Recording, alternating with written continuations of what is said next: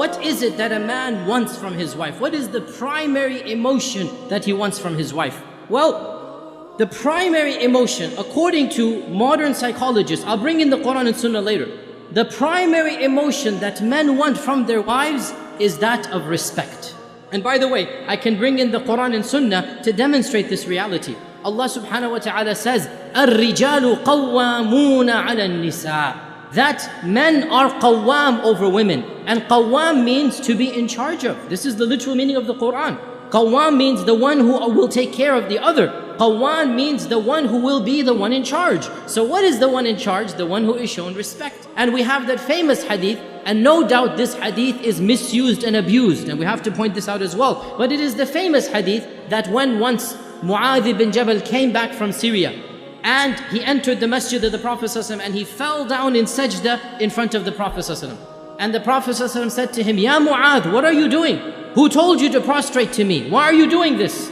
So Mu'adh ibn Jabal said, I returned from Syria. I found the people prostrating to their rabbis and their elders out of respect.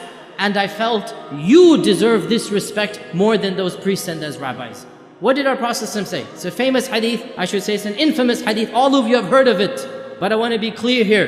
It's not my job to apologize on behalf of what the Prophet ﷺ said. It's not my job to cover up his teachings. It is my job to teach those teachings, whether a person likes them or not. What did the Prophet ﷺ say? Verily, Allah has forbidden any human to prostrate to another human. Hadith is in Bukhari and Muslim, Abu Dawud and Tirmidhi. It's clearly authentic. Verily, Allah has forbidden any human to prostrate to another human. But if he were to have allowed this, if a concession were to have been made, there is no concession.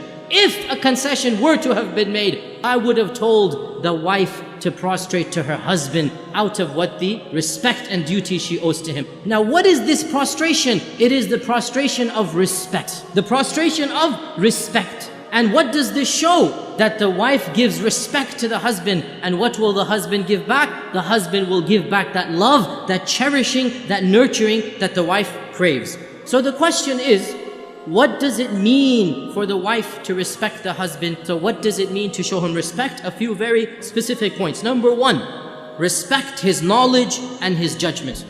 Wives, respect your husband's knowledge and judgment. When your husband makes a decision, don't double guess him. Don't doubt him. Don't try to make him feel he's not intelligent, he's not qualified to do what he's doing. In other words, don't treat him like a child. Classic example happens all the time. Husband is driving and the wife thinks that this is the wrong way. The wife says, no, you should exit here. You just missed the highway exit. This is where you're supposed to exit from, right? What has just happened here? The husband becomes irritated. I know where I'm going, don't worry. I know it's right ahead, right? What's happened here? Well, the wife has doubted her husband's sense of power, sense of being in charge, sense of responsibility. And what happens here when a husband is challenged, he becomes, what's he going to become when he's challenged? Argumentative. He becomes, immediately he'll retort back, what do you know? You did this, you did that. Now, if he turns out to be wrong and you were right, this leads me to point two. Suppose you were right, that was the exit. Well then, this leads me to point two. Let the husband make his mistakes and learn from his own mistakes. Because when he makes a mistake, he won't be able to get angry at anybody else. But when you make a mistake and you tell your husband to make that mistake, you're never going to hear the end of it, and you all know what I'm talking about. Let the husband make his mistake and let him learn from his mistake. And don't become his mother. Believe me, no man wants to marry a motherly figure. He has his mother, alhamdulillah, for that. He doesn't want his wife to start lecturing him, to start daunting him, like only his mother is allowed to daunt him, right? Mothers have privileges, they don't extend to their daughter-in-laws. So, suppose he did take that wrong turn. Suppose he missed the exit. Guess what? He's never going to miss that exit ever again. He's learned from his mistake. And the fact that you didn't put it in his mind, you were just quiet, you let him do his decision, khalas, no big deal. Next time it's not going to happen. The third point about showing respect. Trust his capability in taking on the projects that he wants to take on. Don't be sarcastic or diminishing of any project he feels that he wants to do. So for example, there's a leaky faucet and your husband comes in with the toolbars, the plumbing, the wrench and everything, and you're like, you're gonna fix the leaky faucet? What have you just done? You've taken his ego, and you didn't just take a pin and you took a knife and you thrust it in his heart. Like literally the husband will say, if I can't even take care of a leaky faucet, you don't think I'm capable of this? What do you think I'm capable of? What you've done is, and I'm going to be very frank here, and I speak as a man. Men, I'm sorry and I apologize for giving the secret away, but I have to for our own marriages. Men, I know this is going to come as a shock to you sisters. Men have big egos.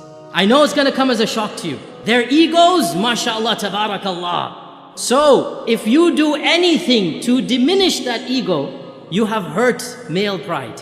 You have hurt male pride. So, you let the man foster his ego. Let him, if you think he's self-deluded, let him be self-deluded. He'll love you back in return. And in the end of the day, that's what you want, don't it? Isn't it, right? You want to be loved and cherished and admired. Let him make a mistake. And I will tell you another thing, sisters, frankly, if your husband does take on a challenge, you will be surprised when 9 times out of 10 he'll actually finish it in a decent manner.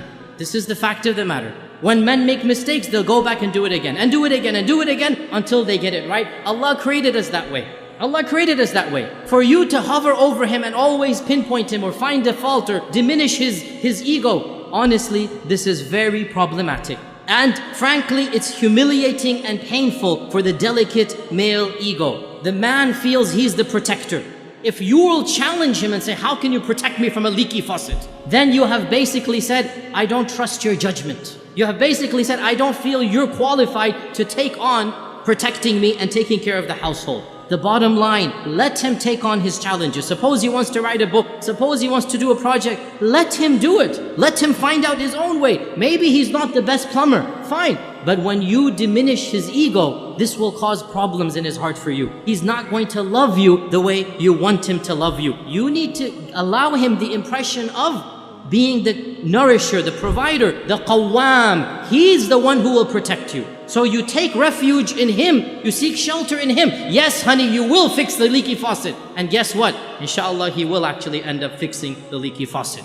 Also, when you must bring up something negative, and sometimes you have to, I'm not saying you always be quiet and never point out a mistake or something. When you must bring up something negative, choose your wording and the tone of your voice with great caution.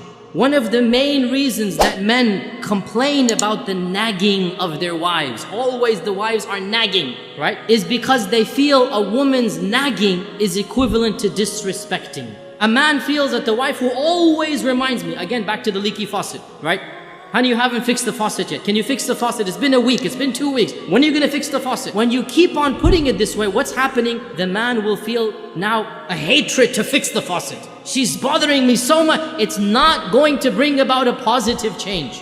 Rather, you allow him the opportunity in a positive tone. So for example, now by the way, the reason why the man is not fixing the faucet is because he has other priorities. He has a deadline at work, and he knows that deadline is more important than the leaky faucet. He has other issues, his own priorities, right? You don't have those priorities, he does. So, what you do is, you remind him in a gentle manner, honey, I know I've reminded you last week of the faucet, I know you have other things to do. Whenever you get a chance, inshallah, can you take care of that? It's just a tone. It's just a positive attitude rather than being negative. Not to be sarcastic, but rather to be somewhat positive. And if you must complain, never use the phrase you, rather use the phrase I.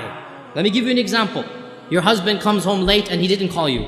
He didn't call you, he's late from work. Then you get angry at him. You never call me when you're late. You should always call me. What have you just done? Daunted him, right? Mothers and fathers can say that to their children.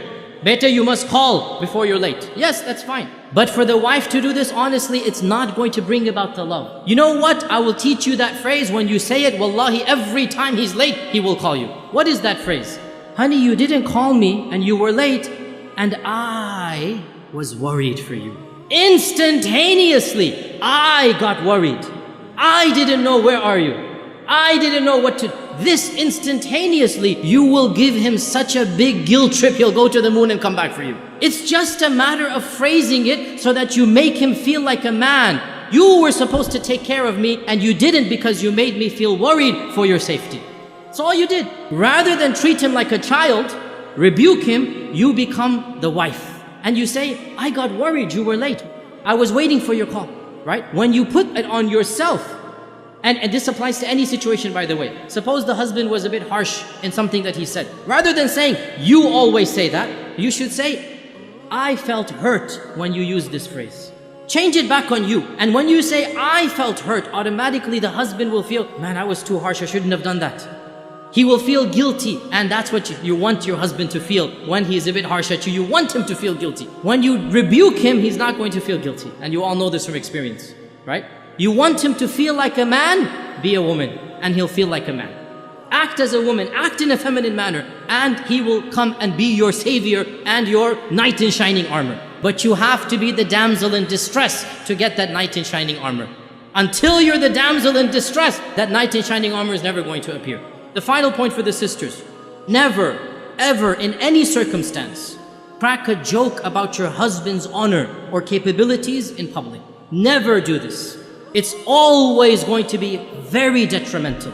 The husband never wants to be made fun of by his wife. And that is not going to bring about anything positive in the husband. Sisters, let me ask you, would you like it if your husband teased the way you looked in public? If your husband talked about the few pounds you've gained over the summer in Ramadan in public, how would you like it? Well, male egos are even more fragile, as I said. So if you ridicule something they attempted, if you ridicule the project that they did in public, you are really hurting his ego. Rather do the opposite, praise him. Next time you're at your in-laws, you have his parents there, praise him. And praise him to the face of his parents and his relatives. MashaAllah, he takes such good care of me. MashaAllah, he's a loving person. Suppose you washed the dishes once last year, just once. You say, MashaAllah, Barakallah, he washed the dishes. Believe me, the next day he's going to wash the dishes for you. It's a matter of positive encouragement. Positive encouragement. You be that damsel, he will become your prince and your knight in shining armor.